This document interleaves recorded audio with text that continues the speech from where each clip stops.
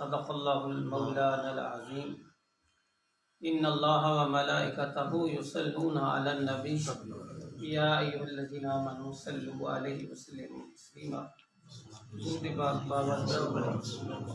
اللہم صل علی سیدنا مولانا محمد وعلی آل سیدنا مولانا محمد بارک وسلم وصلی علیہ الصلاۃ والسلام علیک یا سیدی یا رسول اللہ وعلی آلک وصحبک یا سیدی یا حبیب اللہ۔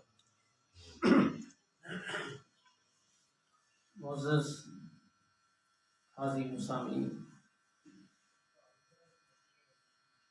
آج ہم سب یہاں دعا کے لیے جمع ہیں۔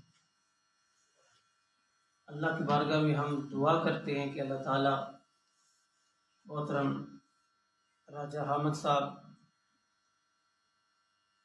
اور وقاص صاحب، وحید صاحب، محترم تصدق صاحب اور دیگر ساری فیملی کو اللہ کریم صبر کی توفیق عطا فرمائے۔ یقیناً یہ ایک بندے کے لیے غم کا موقع بھی ہوتا ہے اور افسوس کا بھی ہوتا ہے، لیکن ایک نقطہ اگر بندے کے ذہن میں آ جائے، وہ نقطہ یہ ہے کہ ایک ماں اپنے اولاد سے کتنی محبت کرتی ہے، کتنی محبت کرتی ہے اولاد سے ماں۔ اور صحیح حدیث میں، بخاری مسلم دیگر کتب حدیث میں ہے کہ اللہ تعالیٰ کی ذات 70 ماؤں سے بڑھ کے بندے سے محبت کرتی ہے۔ تو پھر وہ ذات جو 70 ماؤں سے بڑھ کے محبت کرنے والی ہے، وہ کچا پھل کیوں لے لیتی؟ عقل کا سوال ہے، تقاضا عقل ہے، ایسا کیوں ہے؟ اس اگر نقطے کو سمجھ آ جائے تو میرے خیال میں ساری زندگی کے جو معاملات ہیں سمجھ آ جائے۔ بڑے خوبصورت حضرت مولانا صدق صاحب نے بھی بات کی ہے آخر سال موت کے والے سے، تو غور کریں اس بات پہ کہ جو 70 ماؤں سے بڑھ کے محبت کرنے والا ہے، وہ کیسے گوارا کرتا ہے کہ میں اس حال میں اپنے بندے کے بچے کو چھین لوں، کچے پھل کو چھین لوں۔ احباب زیبکار، یہ نقطہ بس ذہن میں رکھیے گا، پوری زندگی پر، ہماری معاشرتی زندگی پہ بڑے اثرات ہیں اس کے۔ وہ کیا ہے؟ وہ یہ ہے کہ ہم دنیا کے طالب ہیں اور رب جو ہے ہماری آخرت کو بہتر کرنا چاہتے ہیں۔ سبحان اللہ۔ ہم دنیاوی ظاہری فائدہ دیکھتے ہیں، اور رب جو ہے کیوں 70 ماؤں سے بڑھ کے محبت کرنے والا ہے، وہ چاہتا ہے کہ میرا بندہ کسی طریقے سے دوزخ کی آگ سے بچے۔ ابھی جو علامہ صاحب نے بات کی کہ چھوٹے بچوں کے بارے میں آپ نے غور کیا، ہم جب جنازہ پڑھ رہے ہوتے ہیں تو کیا دعا کر رہے ہوتے ہیں؟ اللہم اجعل حالنا فرطا، اللہ اس بچی کو ہمارے لیے فرط بنا۔ اور فرط کا معنی جو لوگوں نے لکھا ہے وہ یہ ہے کہ جب پرانے دور میں جب قافلوں میں لوگ سفر کرتے تھے تو ایک بندہ وہ ہوتا تھا جو قافلے سے پہلے جا کر قافلے کے ٹھہرنے کا انتظام کرتا ہے کہ یہاں یہ قافلہ ٹھہرے گا، یہاں اس کے کھانے کا انتظام ہوگا، یہاں اس کے پینے کا انتظام ہوگا۔ تو اسی طرح اس کو فرد کہتے تھے۔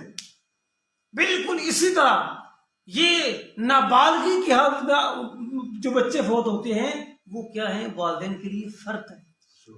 وہ جنت میں ٹھہرنے کی مکان کو تعین کر رہے ہوتے ہیں اور ٹھہرنے کی جگہ کو تعین کر رہے ہیں۔ فرطا واجعل حالنا اجرا وزہرا، اللہ اس بچے کو ہمارے لیے کیا اجر بھی بنا اور ذخیرہ بھی بنا۔ اور پھر واجعل حالنا شافعۃ ومشفعۃ، اے اللہ اس بچی کو ہمارے لیے سفارش کرنے والی بنا، اور وہ بچی جس کی سفارش قبول کی گئی وہ سبحان اللہ، سبحان اللہ، سبحان اللہ۔ کتنا اللہ کا فضل ہے، کتنا کرم ہے کہ اللہ تعالیٰ چاہتا یہ ہے کہ ہماری آخرت بہتر ہو جائے۔ امام الانبیاء کی حدیث ہے کہ جب اس طرح کا چھوٹا بچہ جب فوت ہوتا ہے تو اللہ پوچھتا ہے، اے فرشتے سے بتاؤ جب تو نے میرے بندے کا یہ کچا پھل اس طرح توڑا تھا تو کیا کہہ رہا تھا؟ تو مولا وہ اس کے باوجود بھی تیری حمد کر رہا تھا. سبحان اللہ. جب تیری حمد کر رہا تھا تو فرمایا جاؤ اس کے لیے ایک جنت میں محل بنا دو, اس کا نام ہی بیت الحمد رکھ دو, اور قیامت تک وہ حمد ہوتی رہے گی اور وہ محل اس کے لیے اللہ تعالیٰ اس کو عطا فرمائے. سبحان اللہ. تو یہ صرف یہ نہیں ہے بلکہ جو بھی نقصان ہوتا ہے نا جی, جو بھی نقصان ہوتا ہے, میرے آقا کی حدیث ہے, فرمایا اگر بندہ مومن کو کانٹا بھی چبھتا ہے اس پہ بھی اللہ پاک اجر عطا فرمائے, سبحان اللہ. اس پر بھی اجر عطا فرمائے گا. بلکہ اس سے بڑی بات امام الانبیاء سید الانبیاء علیہ الصلوۃ والسلام نے ارشاد فرمایا, 3 لوگوں کا ذکر کیا حدیث میں, 3 لوگوں کا. فرمایا وہ بندہ جس کو دنیا میں مال سے آزمایا گیا, غربت کی چکی میں پستا رہا, پریشانی کے حال میں رہا مال کے بارے میں. دوسرا وہ بندہ کہ جو اولاد کے بارے میں آزمایا گیا, یا تو اس کو اولاد نہیں دی, محروم رہا, یا دی اور لے لی. تیسرا وہ بندہ جس کو اللہ تعالیٰ نے دنیا میں مصائب و آلام دے کے آزمایا, بندہ حوادثات زمانہ کا شکار رہا, لیکن تینوں جو تھے وہ اللہ کی ذات پہ شاکر رہے, صبر کرتے رہے. ان 3 بندوں کے بارے میں میرے آقا کریم نے ارشاد فرمایا جب کل قیامت کا دن ہوگا ہر ایک کا حساب ہوگا, ان تینوں کو بغیر حساب کے جنت کا حکم ملے. سبحان اللہ. سبحان اللہ. کہ یہ وہ ہیں کہ جن کا حساب تو ہم نے دنیا میں لے لیا تھا. ظاہر ہے ایک بھائی کی اولاد ہو اور دوسرا جو ہے بیچارہ ترس رہا, ایک جو ہے وہ دنیا کی ہر نعمت اس کے پاس ہو, ایک جو ہے وہ غربت کی چکی میں پس رہا. تو یہ ایک مصائب و آلام کا شکار رہا پوری زندگی. ایک وہ ہے جو سونے کی چمچے کی پیدا ہوا. اب تینوں برابر تو نہیں ہو سکتے. اسی طرح اللہ کے محبوب نے فرمایا یہ تینوں جو لوگ ہیں یہ قیامت کے دن جو ہے ان کا مقام یہ ہوگا, ان کا حساب نہیں ہوگا, یہ بغیر حساب کے جنتی ہوں. سبحان اللہ. بلکہ جامع ترمذی کی ایک اور حدیث سے پاک ہے, ان چیزوں کو سمجھنا چاہیے. ہم سمجھتے ہیں پتہ نہیں بیماری آ گئی ہے فلاں بندے پہ, مشکل آ گئی ہے, اللہ ناراض ہے. نہیں, یاد رکھو بیماری کا آنا اور مشکل کا آنا یہ اللہ کے راضی ہونے کی نشانی. حدیث سے میرا آقا نے ارشاد فرمایا وہ بندہ جو ایک دن کا بخار جو ہے, فرمایا ایک دن کا بخار 1 سال کے گناہوں کو معاف کرتا. اور اسی طرح جامع ترمذی کی جو حدیث پاک ہے اس میں ہے کہ اللہ کے محبوب نے ارشاد فرمایا کہ وہ بندہ جو قیامت کے دن جب جائے گا نا اور لوگوں کے مقامات دیکھے گا تو وہاں یہ خواہش کرے گا کاش کہ دنیا میں میرے جسم کو کینچی کے ساتھ کاٹا جاتا. یہ یقین کی بات ہے, ایمان کی بات ہے. ہمارا یقین بڑا کمزور ہے. کاش میرے جسم کو کینچی کے ساتھ کاٹا جاتا. آج جو مقام اس کا ہے تب میں بھی اس مقام پہ فائز ہوتا. آپ زندگیاں دیکھتے نہیں صحابہ کرام رضوان اللہ, ان صوفیاء کی زندگیاں ساری کیسے گزری, ساری زندگیاں ایسے ہی گزری ان کی, کٹتے ہوئے, جہاد کرتے ہوئے, مجاہدہ کرتے ہوئے. اور یہ آج کا دور جو ہے یہ آسانیوں کا دور آ گیا. آج وہ دور نہیں رہا. آج تو کسی کو تھوڑی سی تکلیف ہو نا وہ پریشان ہو جاتا ہے, پتہ نہیں مجھے کیا ہو گیا, پتہ نہیں رب مجھ سے ناراض ہو, پتہ نہیں میں نے رب کا کیا گمایا. نہیں. اور دوسری بات ایک اور بھی خاص جو ہمارے معاشرتی زندگی بڑی اہم ہے, ہم کہتے ہیں اگر یہ ہوتا تو پھر ایسے ہوتا. ہم کہتے ہیں نا جی اگر فلان ڈاکٹر کے پاس چلے جاتے. میرے ایک دوست ہے وہاں نا جی, ادھر یہ تو اسکول ہے, وہاں ہیڈ ماسٹر صاحب دوست ہے, میں وہاں ان کے پاس گیا تو وہاں ان کے 2 ٹیچر تھے. انہوں نے میرا تعارف کرا, بڑے پریشان ہو گئے. وہ کہتے میں بڑا سچ دیکھ رہا بندہ کسی کو سوال کرنا چاہتا تھا تو آپ مجھے مل گئے. میں نے کہا بتائیے کیا سوال ہے. اس نے کہا سوال یہ ہے کہ میری بیٹی جو ہے نا جی وہ فوت ہوگی, اسی طرح چھوٹی بچی تھی, اور مجھے بھائی جو ہے موبائل سے بار بار فون کرے تیری غلطی ہے اس میں کہ تو اس کے فلان ڈاکٹر کے پاس نہیں لے کر گیا. تو احباب ذیبکار یہ ایمان کی کمزوری. ایسا نہیں ہوتا. میرے آقا کریم نے ارشاد فرمایا کہ ان لو تفتح باب الشیطان، یہ اگر اور مگر یہ شیطان کا دروازہ کھولتی، اگر میں ادھر سے جاتا تو میرا ایکسیڈنٹ نہ ہوتا، یہ شیطان کا دروازہ کھولتا۔ ایسا نہیں ہے، جو کچھ مالک کی مرضی ہے وہی ہوتا ہے۔ بندہ مومن کا کام یہ ہے کہ اللہ کی مرضی پہ راضی ہو جائے، اللہ کی مرضی پہ اپنی گردن کو جھکا دینا، وہی مومن ہے۔ جناب حضرت ذوالنون مصری یہ بڑے کامل ولی گزرے ہیں، جن کے بارے میں صوفیہ نے بتایا کہ جس طرح ان کا انتقال ہوا تو 70 ولیوں کو حضور خواب میں ملے اور فرمایا میرا دوست میرے پاس آ رہا۔ وہ اس قدر کامل ولی تھے حضرت ذوالنون مصری رحمۃ اللہ۔ ان سے کسی نے پوچھا حضرت بتائیے آپ کا کیا حال ہے؟ دیکھیے اللہ کے بندوں کا کیا انداز ہے سوچنے کا۔ پوچھا آپ کا کیا حال ہے؟ فرمایا مجھ سے میرا حال پوچھتے ہو؟ میری مرضی سے تو سورج نکلتا ہے، میری مرضی سے شام ہوتی ہے، میری مرضی سے دھوپ ہوتی ہے۔ بندے نے سوال کیا، کہا جناب یہ کیا راز ہے؟ یہ تو سارے معاملات اللہ کی مرضی سے ہوتے ہیں، یہ سارے معاملات تو اللہ کی مرضی سے ہوتے ہیں، اور آپ کہتے ہیں کہ میں خوش ہوں۔ آپ نے فرمایا ہاں میں اس لیے یہ کہتا ہوں میری مرضی سے ہوتے ہیں کہ میں نے اپنی مرضی کو رب کی مرضی میں فنا کر دی۔ جو رب کی مرضی ہے وہی ذوالنون مصری کی مرضی ہے۔ اگر رب چاہتا ہے کہ دھوپ ہو تو میں کون ہوتا ہوں جو کہتا ہوں بارش ہو؟ اگر رب چاہتا ہے کہ فلاں بندے کو مصیبت آئے تو میں کون ہوتا ہوں جو کہتا ہوں کہ بندے کو دکھ نہ پہنچے؟ ایسا نہیں۔ بندہ مومن کی تعریف ہی یہ ہے، اسلام کا معنی یہ ہے تسلیم کر لینا، گردن جھکا دینا، مولا جس طرح تیری مرضی ہے اسی طرح میری مرضی۔ اور یہی بندہ ایک مومن کا مقام ہے۔ میرے آقا کی یہ حدیث ہے، آپ نے ارشاد فرمایا کہ وردہ بما قسم اللہ علیہ کا تکن اغنى الناس، میں جو کچھ رب نے تیری قسمت میں لکھ دیا ہے اس پہ راضی ہو جا، دنیا کا سب سے غریب بن جائے۔ وردہ بما قسم اللہ علیہ، جو کچھ رب نے تیری قسمت میں لکھ دیا ہے اس پہ راضی ہو جا۔ فرمایا تکن اغنى الناس، سارے لوگوں میں سب سے بڑا غنی تو ہے۔ اور یہی ایک بندہ مومن کا وتیرہ ہونا چاہیے کہ مولا ہم راضی ہیں جو کچھ تو نے ہم کو دیا، ہم تیری تقسیم پہ تیری قسمت پہ راضی ہیں، تیری تقدیر پہ راضی ہیں۔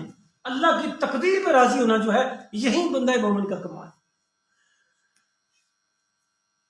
احباب ذوالفقار، یہ جو معاملہ ہے ہم جب دیکھتے ہیں اسلام کو بچیوں کے حوالے سے، تو قرآن نے جو بات کی ہے اس پر بہت خوش ہے، لیکن چونکہ وقت نہیں ہے اور تو آج انشاءاللہ ہم ٹائم سے کریں گے۔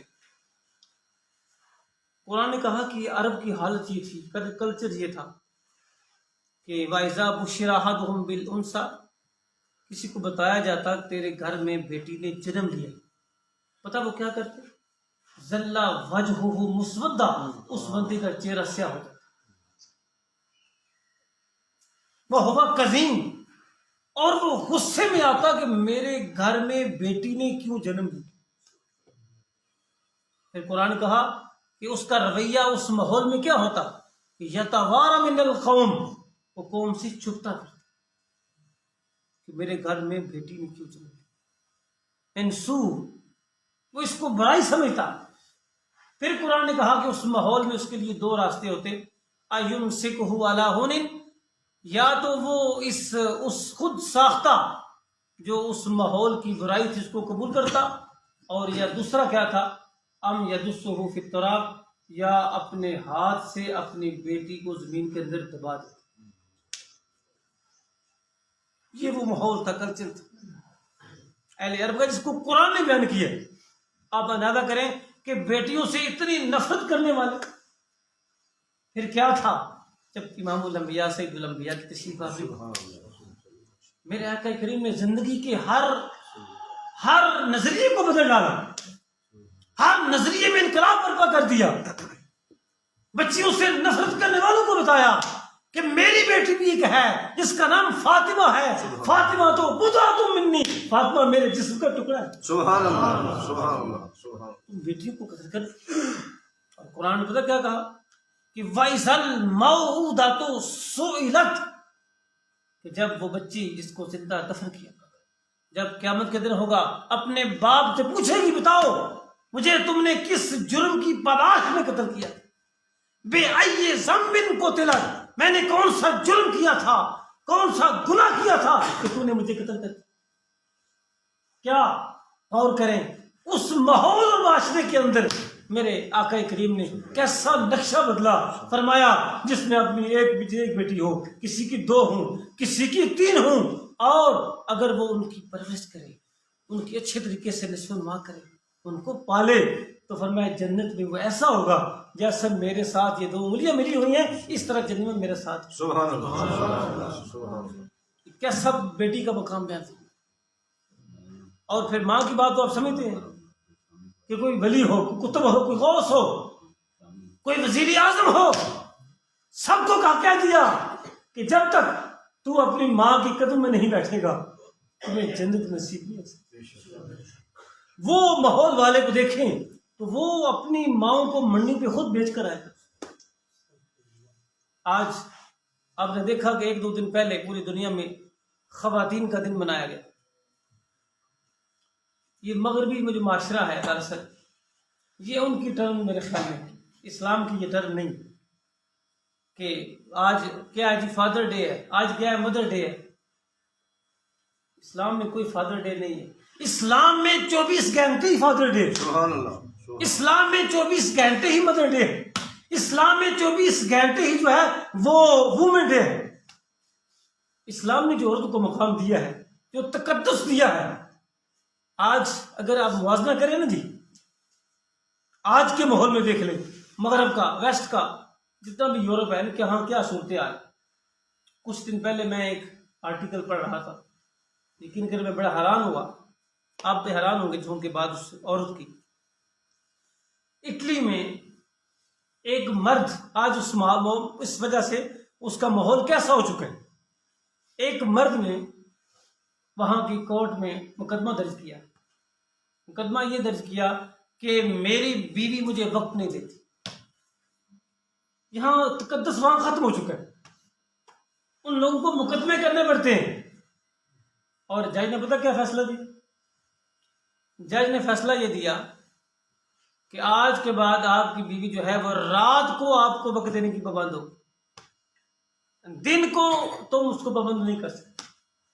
یہ اس کا ماحول ہے جہاں عورتوں کے حقوق کی بات ہو رہی ہے، جہاں آج کے دور میں ہماری قوم بھی ایسی ہو گئی ہے کہ لکس کی ٹکی بیچنی، اس پہ اور عورت کی تصویر ہے۔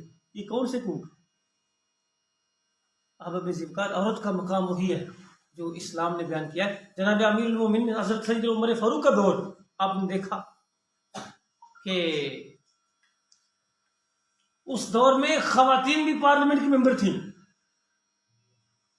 آپ نے ایک بل پاس کرنا چاہا، مسجد نبوی میں بیٹھے ہیں، ظاہر پارلیمنٹ ہاؤس وہی تھا، وہاں آپ نے کہا کہ آج کے بعد یہ حق مہر زیادہ ہونے شروع ہو گئے، حق مہر میں مقرر کرنا چاہتا ہوں، بل پیش کر دیا، تمہاری کیا رائے ہے؟ لوگوں نے کہا ٹھیک ہے، حق مہر زیادہ ہیں تو آپ کر دیں۔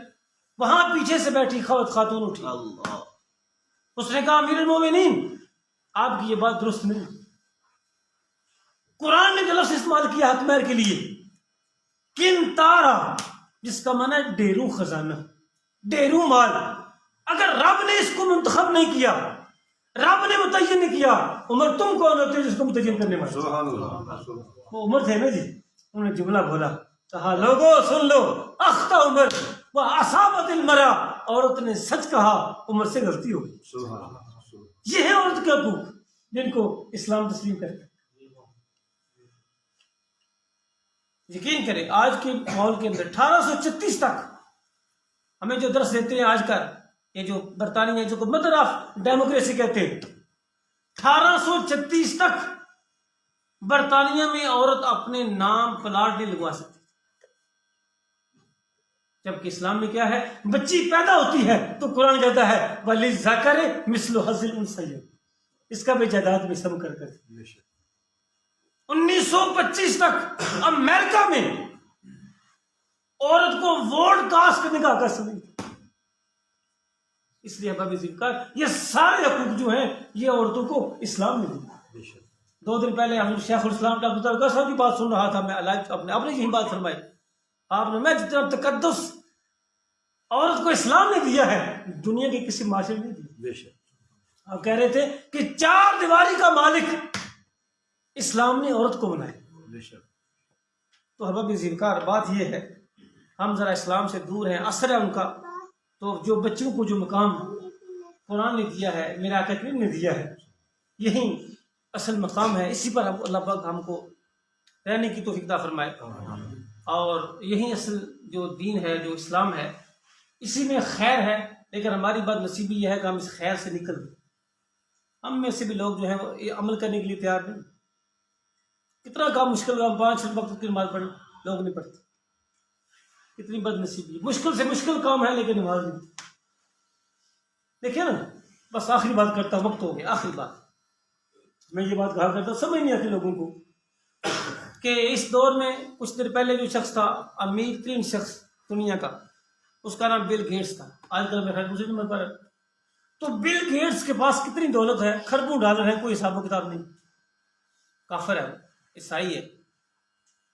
اس کے مقابلے میں بندہ مومن کے پاس کیا ہے پتہ نہیں ہم کو ایمان کی قیمت کیا ہے.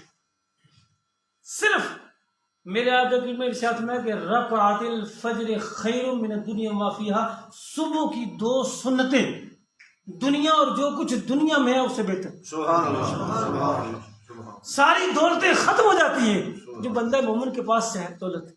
صرف ہمیں قدر نہیں. اللہ کی بارگاہ میں دعا ہے اللہ کریم راجہ صاحب کے والدین کی بخشش فرمائے، پورے خاندان کی بخشش فرمائے، حاضرین کے والدین کی بخشش فرمائے.